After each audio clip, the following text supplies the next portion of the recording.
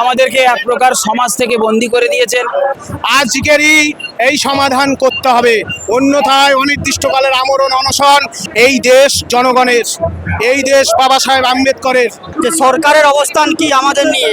রাজ্যে পালা বদল হয়েছে, তবে আবারও রাজপথে বঞ্চনার প্রতিবাদে চাকরিহারা শিক্ষকেরা। 2016 সালের প্যানেল বাতিল এবং তারপর আমরা দেখেছিলাম যে চাকরিহারা শিক্ষকদের আন্দোলনে উত্তাল হয়ে গিয়েছিল রাজপথ। আর এই মুহূর্তে দাঁড়িয়ে আমরা দেখতে পাচ্ছি, আমি অভিনবকে বলবো সেই ছবিটা দেখাতে, যে মহা মিছিল ও মহা সমাবেশের ডাক দিয়েছে চাকরিহারা সেই সমস্ত শিক্ষক, শিক্ষিকা এবং শিক্ষাকর্মীরা। ইতিমধ্যে আমরা দেখতে পাচ্ছি একজনকে যে কারাগারের যে বেশ, সেই বেশ পরেই কিন্তু একেবারে এসেছেন। ঠিক কি কারণে এই পোশাক পরিধানের যে কারণ, সেই নিয়ে সরাসরি কথা বলবো। এই পোশাক পরার কারণটা কি? দেখুন, বিগত সরকার তার দুর্নীতির দায় আমাদের প্রত্যেক যোগ্য শিক্ষক, শিক্ষিকা এবং শিক্ষাকর্মীদের ঘাড়ে চাপিয়ে দিয়ে আমাদেরকে এক প্রকার সমাজ থেকে বন্দী করে দিয়েছেন। পরিবারে বন্দী করেছেন, মানসিকভাবে বন্দী করেছেন, কাউকে আবার শারীরিকভাবে বন্দী করেছেন। কিন্তু দীর্ঘ লড়াই চলেছে, আজ 1.5 বছর ধরে চলছে, হয়তো পরেও চলতে পারে। কিন্তু বিগত সরকারের কাছ থেকে আমরা সেই বন্দিদশায় মুক্তি হতে পারিনি। কিন্তু তখন বিরোধী দলনেতা হিসেবে যিনি ছিলেন বর্তমান মুখ্যমন্ত্রী মাননীয় শ্রী শুভেন্দু অধিকারী মহাশয়, তিনি একটা অঙ্গীকার এবং প্রতিশ্রুতি আমাদেরকে দিয়েছিলেন যে সরকারে পদে আসলে তিনি আমাদের হয়ে সুপ্রিম কোর্টের কাছে আমাদের যে নির্দিষ্ট ওএমআর গুলো রয়েছে, সেই ওএমআর এর ভিত্তিতে প্রত্যেক যোগ্যদের তাদের সম্মান ফিরিয়ে দেবেন, তাদের চাকরিতে পুনর্বহাল করে দেবেন। এই যে দুর্নীতি, সেই দুর্নীতির কারণে আমাদের মধ্যে থেকে 10 জন শিক্ষক কিন্তু প্রাণ হারিয়েছেন। তার ফলে কিন্তু তাদের পরিবারগুলো আজ মানসিকভাবে, পারিবারিকভাবে, আর্থিকভাবে তারা কিন্তু এক প্রকার বন্দী হয়ে গেছে। একটা জিনিস ভেবে দেখুন, যারা দুর্নীতি করলো তারা থাকলো কারাগারের বাইরে, আর যারা দুর্নীতির দোয়া জানে না, যারা দুর্নীতির মধ্যে কোনো রকম ভাবেই কলঙ্কিত নয়, যারা একেবারেই দুর্নীতি করলো না, তাদেরকে এক প্রকার বন্দী করে দিয়ে চলে গেল বিগত সরকার। তাই বর্তমান সরকার, মাননীয় মুখ্যমন্ত্রী, মাননীয় শিক্ষামন্ত্রী, সবার কাছে আমাদের সবার তরফ থেকে একান্ত অনুরোধ, আমরা যে বন্দিদশায় রয়েছি সেই বন্দিদশা থেকে আমাদেরকে মুক্ত করুন। বদলের পর বলা হয়েছিল 1 মাসের মধ্যে ওএমআর সিট প্রকাশ করা হবে, সেটা করাও হয়েছে, তাহলে কি আশাবাদী? দেখুন, সেই জন্যই আরও আমাদের মধ্যে একটা তীব্র আকাঙ্ক্ষা তৈরি হচ্ছে, একটা তীব্র প্রত্যাশা তৈরি হয়েছে, যেখানে মাননীয় মুখ্যমন্ত্রী বর্তমান তিনি তার কথা রেখেছেন, আমাদের ওএমআর প্রকাশ করেছেন। তাহলে ওএমআর যখন প্রকাশ হলো, তাহলে কেন আর দেরি, তাহলে কেন আর যোগ্য অযোগ্যের মধ্যে কেন ভেদাভেদ করে দিয়ে আমাদের কেন আর এতটা সময় নিচ্ছেন যে নিজেদের সম্মানটাকে ফিরিয়ে দিতে? যেহেতু আপনাদের কাছে ওএমআর আছে, প্রত্যেকের নির্দিষ্ট ওএমআর, সুনির্দিষ্ট ওএমআর, তার ভিত্তিতে আপনারা সুপ্রিম কোর্টের কাছে গিয়ে আপনারা আমাদের অর্থাৎ প্রত্যেক যোগ্যদের তাদের সম্মানটা ফিরিয়ে দেন। আজ দীর্ঘ 1.5 বছর যোগ্য চাকরিহারা শিক্ষাকর্মীরা তারা কিন্তু বেতনহীন অবস্থায় দিন কাটাচ্ছে। তাদের দিকটাও অন্তত মানবিক হয়ে তারা যাতে তাদের চাকরিতে পুনর্বহাল থাকতে পারেন, এবং প্রত্যেক যোগ্য শিক্ষক, শিক্ষিকা যারা আজ দুর্নীতির জন্য ক্ষতিগ্রস্ত, তাদের পাশে আপনারা থাকবেন, এইটুকু অন্তত আপনাদের কাছে করজোড়ে আমি অনুরোধ করছি। আমরা দেখতে পাচ্ছি আদিবাসী সমাজে যারা বেশ সংগ্রাম এবং পরিশ্রম করে যারা চাকরি পেয়েছিলেন যোগ্যতার ভিত্তিতে, তারাও কিন্তু আজ রাজপথে। এবং আমরা দেখতে পাচ্ছি দৃষ্টিহীন শিক্ষক তিনিও রয়েছেন, আর এরকম বেশ কয়েকজন প্রতিবন্ধী শিক্ষক, শিক্ষিকারা রয়েছে। আজ আপনিও রাজপথে নেমেছেন দাদা, বাধ্য হয়ে? কতটা পরিস্থিতি খারাপ হলে আপনাদের মতো যারা এত সংগ্রাম করে চাকরি পেয়েছেন তাদেরকেও রাজপথে নামতে হয়? দেখুন, আমরা এই সংগ্রামটা আজকের করছি না, 2024 সাল থেকে, যবে থেকে রায়টা বেরিয়েছে তবে থেকে এই সংগ্রাম আমরা করছি। আগের সরকার তো আমাদেরকে পুরো রাস্তায় বসিয়ে দিয়েছে।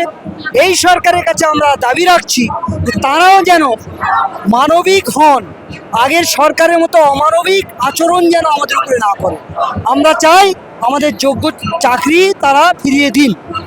বিচার ব্যবস্থা যেমন আমাদেরকে সঠিক বিচার দেয়নি, এই সরকারের কাছে আমাদের আবেদন, রাষ্ট্রের কাছে আমাদের আবেদন, তারা সুপ্রিম কোর্টে সঠিক ভাবে আমাদের বিষয়টা তুলে ধরুন এবং আমাদের যোগ্য চাকরি ফিরিয়ে দিন। এইটুকুই তার সরকারের কাছে আমাদের আবেদন। হাইকোর্ট থেকে সেই মামলা সুপ্রিম কোর্টে গেল, সেখানেও পর্যন্ত রায় আপনাদের পক্ষে ছিল না, তাহলে আবারও আপনারা সিবিআই তদন্ত চাইছেন? কেন বললাম এই কথা? আমার নয়, এই কথা আমাদের রাজ্যের মাননীয় মুখ্যমন্ত্রী বলেছিল। যদি 1984 সালে শিখ দাঙ্গা নতুন করে তদন্ত হতে পারে, পরিবর্তনের সরকার আসার পর অভয়ার মামলার তদন্ত হতে পারে, আমরা খুশি। শিক্ষক বরুণ বিশ্বাসের মামলা তদন্ত হচ্ছে, আমরা খুশি। 1993 সালে যুব কংগ্রেস হত্যার তদন্ত হচ্ছে, আমরা খুশি। ওয়াই নট এসএসসি 2016 প্যানেল, সেই সিবিআই তদন্ত অনুযায়ী ওইখানে আমাদের ওএমআর যেটা প্রকাশ হয়েছে, আমার সই আছে, আমি জীবিত আছি, ওই সই চেক করে দেখা হোক। সিবিআই নতুন করে পূর্ণাঙ্গ তদন্ত করুক। মাননীয় মুখ্যমন্ত্রীর প্রতিশ্রুতি অনুযায়ী, মাননীয় প্রধানমন্ত্রী শ্রী নরেন্দ্র মোদীজির প্রতিশ্রুতি অনুযায়ী লোকসভায় বিল আনুক, বিধানসভায় বিল আনুক। আমরা যখন মাননীয় মুখ্যমন্ত্রীর সাথে সাক্ষাৎ করেছিলাম, তিনি আমাদের বলেছেন বিরোধী দলনেতা থাকাকালীন বিধানসভায় বিল আনা যায়। আজকে নিরঙ্কুশ সংখ্যাগরিষ্ঠতা নিয়ে আছে বিজেপি, তারা বিধানসভায় বিল আনুক। প্রয়োজন হলে শিক্ষা দপ্তরের সার্কুলার জারি করুক, প্রয়োজন হলে লোকসভায় বিল আনুক। তাহলে ডবল ইঞ্জিনের সরকার যদি পশ্চিমবাংলার আদিবাসীদের, মতুয়াদের, মুসলমানের, সাধারণের, দৃষ্টিহীনদের, শিক্ষাকর্মীদের বাঁচাতে না পারে, কিসের ডবল ইঞ্জিনের সরকার, কিসের মোদিজির সরকার? আমরা মোদিজির প্রতি আস্থাশীল, মোদিজিকে আমরা ভগবানের চোখে দেখি। সেই ভগবান যেন এই কাজটা করেন, মুখ্যমন্ত্রী যেন এই সমস্যা সমাধানের জন্য আজকেরই আলোচনায় বসেন, এটুকু আমাদের আবেদন। আজকেরই আলোচনা চাই, আজকেরই এই সমাধান করতে হবে, অন্যথায় অনির্দিষ্টকালের আমরণ অনশন যে জায়গায় বলেছি গান্ধী মূর্তির পাদদেশ, সেখানেই হবে। এই দেশ জনগণের, এই দেশ বাবা সাহেব আম্বেদকরের, সুতরাং এই দেশ চৈতন্যের, এই দেশ রবীন্দ্রনাথের, বিদ্যাসাগরের।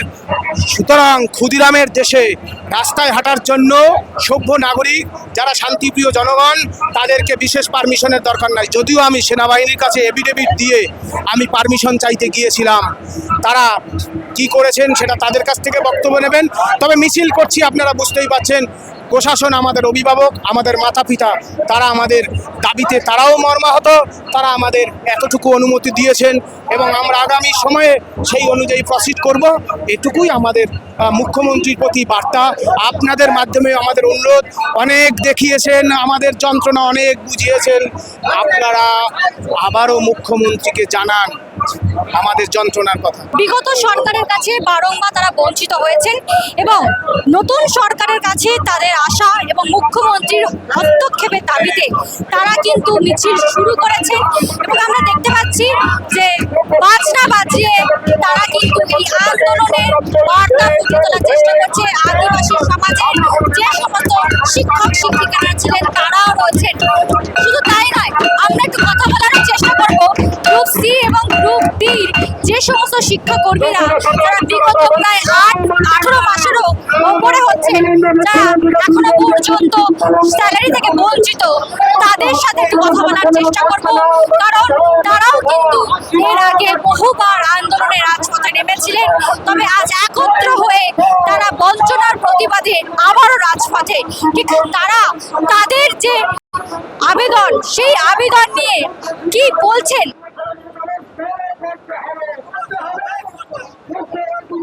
18 মাস আপনারা স্যালারি থেকে বঞ্চিত। হ্যাঁ, আমরা 17 মাস চাকরি থেকে বঞ্চিত। আমাদের 3394 জনের 17 মাস ধরে আমরা বেতন পাইনি। আমাদের পরিবার নিয়ে আমাদের বেঁচে থাকাটা খুব কষ্টকর হয়ে দাঁড়িয়েছে। সেই জন্য আমরা আজকে রাজপথে নেমেছি যে সরকারের অবস্থান কি আমাদের নিয়ে।